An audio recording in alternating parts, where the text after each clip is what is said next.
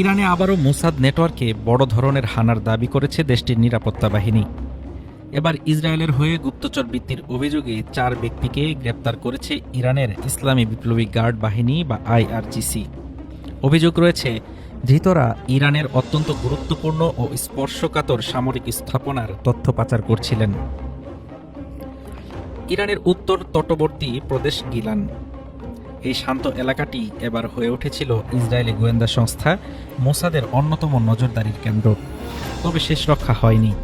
ইরানের ইসলামী বিপ্লবী গার্ড বাহিনীর গোয়েন্দা জালে ধরা পড়েছে মোসাদের 4 তথাকথিত এজেন্ট। দেশটির রাষ্ট্রীয় সংবাদ সংস্থা ইরনা জানিয়েছে, আইআরজিসির এক বিশেষ অভিযানে এই 4 জনকে আটক করা হয়।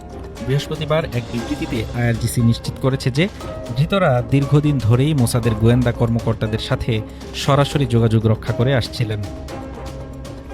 অভিযোগের তীর অত্যন্ত গুরুতর। বিবৃতিতে বলা হয়, গ্রেপ্তারকৃত ব্যক্তিরা ইন্টারনেটের ব্যবহার করে ইরানের বেশ কিছু গুরুত্বপূর্ণ ও স্পর্শকাতর সামরিক এবং নিরাপত্তা স্থাপনার ছবি তুলে পাঠাতেন। শুধু ছবি নয়, এসব স্থাপনার সঠিক অবস্থান বা লোকেশন সম্পর্কিত গোপন তথ্য পাচার করা হতো মোসাদের সদর দপ্তরে। এই ঘটনায় গ্রেপ্তারকৃতদের বিরুদ্ধে কঠোর আইনি পদক্ষেপ নিতে বিচার বিভাগীয় কর্তৃপক্ষের কাছে হস্তান্তর করা হয়েছে। এর আগেও বিভিন্ন সময়ে মোসাদ সংশ্লিষ্টতার অভিযোগে ইরানে বেশ কয়েকজনকে মৃত্যুদণ্ডসহ কঠোর শাস্তি প্রদান করা হয়েছে। মধ্যপ্রাচ্যে ইরান ও ইসরায়েলের মধ্যে চলমান চরম উত্তেজনার মাঝেই গোয়েন্দা তৎপরতার এই খবর নতুন করে চাঞ্চল্য সৃষ্টি করেছে। নিরাপত্তা বিশ্লেষকদের মতে, সাইবার জগৎ ও মাঠ পর্যায়ে 2 দেশের এই ছায়াযুদ্ধ এখন আরও ঘনীভূত হচ্ছে। হাফিজুর রহমান তুষার, ঢাকা টুডে।